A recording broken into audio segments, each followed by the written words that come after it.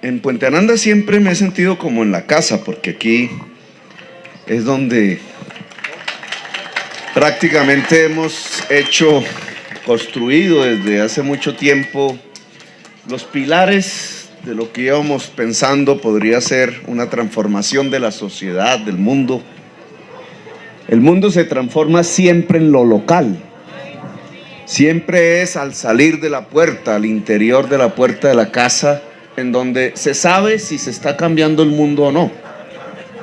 La ciudad de Bogotá, con todas sus complejidades, con sus problemas de viejo tipo, de nuevo tipo, pues nos iba mostrando una realidad, un espacio hace unos años en donde pareciera que nos segregaban, que nos excluían, que la ciudad era para los más poderosos, privatizaban las empresas públicas, hacían negocios con el erario, lícitos e ilícitos, pero igual la plata circulaba siempre hacia los mismos, en las mismas zonas de la ciudad.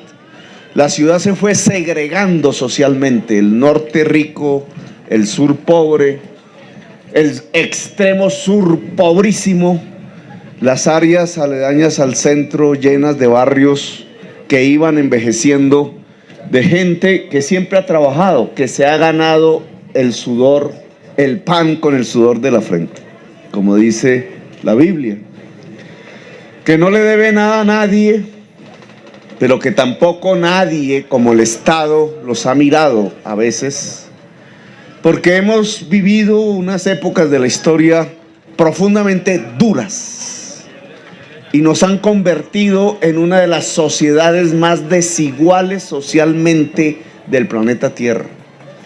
Al punto que hoy, en esa visión depredadora del país, podemos observar por las pantallas de televisión cómo niños mueren de hambre, cómo niños mueren de sed y por centenares, allá en La Guajira, por ejemplo, cómo la mitad de Colombia, siendo un país tan rico en agua, tan verde, como siempre lo vimos con nuestros padres, con nuestros abuelos, hoy de pronto tiene las quebradas, tiene los ríos secos, tiene centenares de municipios padeciendo sed. Y lo estamos mirando por la pantalla de televisión y en cierta forma hasta pena nos da porque eso no está pasando en Bogotá. Una realidad de guerra allá, una realidad de depredación ambiental allá, una realidad de desigualdad social al extremo que se mueren los niños de hambre. Y aquí, de alguna manera u otra, y durante varios años, no fue solamente nuestro gobierno, hemos podido construir una especie de sociedad democrática, no sin problemas, no sin tensiones, no sin conflictos, pero mal que bien la ciudad de Bogotá se ha resguardado de la guerra por una parte, de la inequidad social por la otra, de la depredación ambiental. En Bogotá hace 3 años no muere un solo niño de hambre. Es la única región de Colombia donde no mueren niños de hambre. En Bogotá, desde hace 3, 4 y 5 años vienen bajando las tasas de mortalidad infantil de menores de 1 año, de menores de 5 años. Lo logramos con esos programas de llevar profesionales, la mayoría de ellas mujeres jóvenes, a cuidar los niños y ayudar a las mamás a cuidar sus niños, a nutrirlos. En Bogotá, la calidad de la educación pública, que era desastrosa en toda Colombia, aquí alcanzó la calidad de la educación privada. Y entonces un muchacho cuando entra a un colegio público ya no tiene el estigma de que al entrar al colegio público va a salir peor educado que el muchacho que entra al colegio privado. En Bogotá logramos disminuir la pobreza. No es que nos volvimos Julio Mario Santo Domingo, no. Pero no estamos en la indignidad de la extrema pobreza que un porcentaje tan alto de los colombianos tienen. Aquí la disminuimos, casi que estamos extinguiendo la extrema pobreza allá de los hermanos habitantes de la calle y de trabajadoras sexuales y de víctimas que huyendo del terror en Colombia terminaron aquí a veces en condiciones de paupérrimas económicas. Pero aquí, de alguna manera u otra, el Estado cada vez más empezó a entender el distrito, que su razón de ser no es arrodillarse a los poderosos, no es recibir el aplauso en los clubes mientras los alcaldes toman whisky con los grandes empresarios y los grandes hombres y mujeres del poder, sino que el presupuesto del distrito debe tener un sentido en este tipo de obras, en este tipo de cosas. Hace 2 días, en Fontibón, inaugurando algo que se llama la Casa de Pensamiento Juvenil, un lugar bastante hermoso, bien al occidente, prácticamente en la salida de Bogotá, junto al aeropuerto. Un muchacho de Jóvenes en Paz, que es uno de los programas de Bogotá Humana, que recoge muchachos en los barrios de mayor violencia de la ciudad, y ya estando ellos prácticamente al borde de convertirse en homicidas, delincuentes, de perder completamente su vida, los recogemos, les entregamos dinero para sostenerse solo a cambio de una condición: que estudien. Van 10.000 y ya la mayoría están en el SENA, están terminando sus bachilleratos, y uno de ellos me decía: Petro, yo quiero ser médico. Y yo me ponía a pensar en qué consiste un Estado, la eficiencia de un Estado, la calidad de un gobierno, si en dedicar el recurso público para que el señorito del Parque de la 93 pueda coger su carro fino y poder, con el ruido del motor, andar, o más bien moverse a 100 kilómetros por hora, pensando que así será admirado por las chicas del lugar. Si para eso es el erario público, para construirle la gran autopista para que él pueda demostrar su poder económico y sustituir sus carencias a partir de un hermoso carro de alta velocidad, o si la eficacia de un Estado consiste en que ese muchacho que allá encontré en Fontibón pudiera ser médico. ¿No será que tiene todo el derecho y que el Estado lo que tiene es que garantizar que esa ilusión de un joven que a lo mejor, si no lo ayudamos, terminaría en alguna esquina por aquí tumbándonos el celular y después pegándonos una puñalada, quizás matándonos, como ocurre? ¿No será que si el Estado abre las posibilidades reales para ese muchacho, realmente sería un buen gobierno si él se convirtiese en un médico? No hay que hacer autopistas para que él se convierta en un médico, y hay que abrir universidades. No hay que hacer la gran obra de concreto para que ese muchacho se vuelva un médico. Simplemente hay que abrir los colegios, hay que enseñarle más a los maestros para que enseñen mejor, en vez de dedicarnos a construir cárceles y a comprar fusiles para ver cómo matamos a ese muchacho, porque lo consideramos un mal en la sociedad.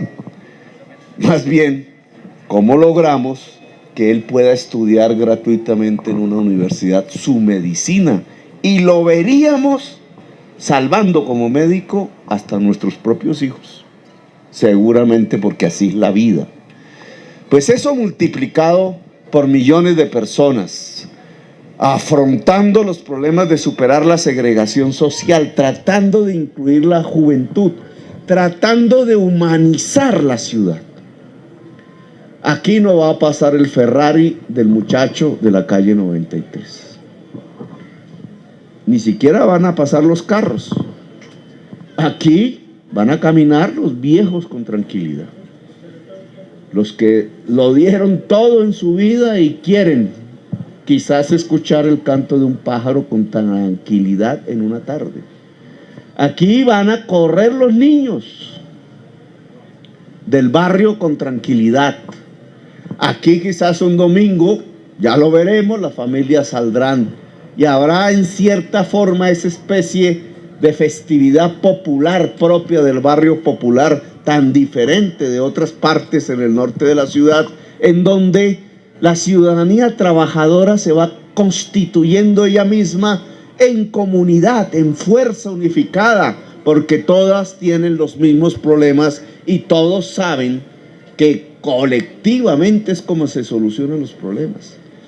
Este espacio será un espacio de encuentro en la comunidad, del buen vivir, dicen en el Ecuador, imitando un concepto de los indígenas. ¿En qué consiste el buen vivir? En ser como Julio Mario Santo Domingo y Ardila Lule, para las muchachas en ser la modelo codiciada por los narcotraficantes, o para los muchachos ser el Pablo Escobar del barrio. Ese no es el buen vivir. La historia de Colombia nos ha demostrado, casi que abofeteándonos, que por ahí no es el camino, que eso no termina sino en las fosas comunes, en el desastre nacional de la violencia. El buen vivir es diferente. El buen vivir es sentarse en una banca de estas. Quizás los domingos, en la medida en que estos muchachos cada vez aprendan mejor las notas musicales, escuchar Beethoven, escuchar Mozart, escuchar la música contemporánea, no solamente esta música, sino muchísimas otras. El buen vivir consiste en que el barrio se llene de árboles. El buen vivir consiste en que la señora en la casa, cuando su niña salga, su muchacha salga a caminar las calles del barrio, no sienta temor por ella. El buen vivir consiste muchísimas veces en que el muchacho que vive en alguna de estas casas, que sueña ser poeta, o sueña ser pintor, o sueña ser músico, o sueña ser ingeniero o matemático, lo pueda hacer. Lo pueda hacer. El buen vivir no consiste en imitar ni a Pablo Escobar, ni a la traqueta novia de Pablo Escobar. El buen vivir es de gente trabajadora que sabe que su vida se construye a partir de su propio esfuerzo, pero que también construye una comunidad y que esa comunidad va mejorando las condiciones de vida con la ayuda de un gobierno que sea del pueblo. Porque no se puede construir un buen vivir si los gobiernos no le pertenecen a los trabajadores, a las mujeres, a la gente sencilla.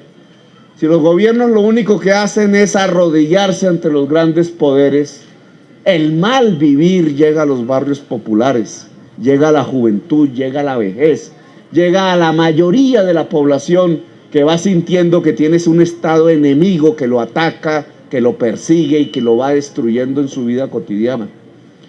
Lo que hemos demostrado en Bogotá Humana, y mucho quedó por hacer indudablemente, es, y este es un ejemplo, cómo se puede con el erario público, que es el ahorro común de todos y todas, ir humanizando la ciudad e ir construyendo los espacios del buen vivir. Bogotá Humana es un proyecto para la construcción del buen vivir. No nos van a sacar la foto quizás con las grandes losas de concreto que a los 2 años se rompieron. Quizás esa no sea la foto histórica por la cual no seremos recordados. No se nos va a romper ninguna losa de concreto. No seremos recordados como los que privatizamos la ETV o los que privatizamos la EB, que es propiedad de todos ustedes, para pasárselo al señor Slim, o vaya a saber qué rico del mundo se quedaría con las empresas de los que ustedes son dueños. No pasaremos a la historia como que los que subimos las tarifas para sacarle del bolsillo del trabajador el dinero para después trasladarlo a las grandes fortunas del país. No, pasaremos a la historia como el gobierno que le entregó al barrio de los trabajadores, a la mujer de la tercera edad, a la niñez y a la juventud popular, un mejor vivir, una búsqueda del buen vivir. Cuiden este parque porque aquí volveremos algún día, más canosos seguramente, quién sabe en qué afugias y en qué problemas nos habremos metido, pero aquí volveremos y seguramente todos estos árboles y flores ya habrán crecido más.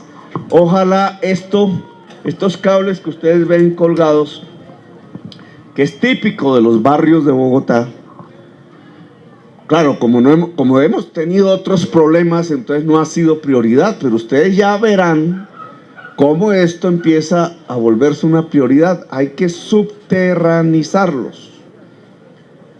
¿Qué significa enterrarlos? De tal manera que el cablerío que vemos aquí pase abajo y la estética, que es supremamente importante, ganar la belleza en el barrio popular, que aquí con los murales y se empieza con las flores, con los árboles se empieza a hacer, se pueda ganar en este entorno. El siguiente paso de este parque es subterranizar las redes. No digo iluminarlo más porque puede afectar la noche y la tranquilidad de las personas, pero el siguiente paso es subterranizar para que este parque se convierta finalmente, este espacio para peatones, hombres y mujeres, se convierta en uno de los grandes símbolos de la Bogotá humana. Gracias por haberme escuchado, muy amables.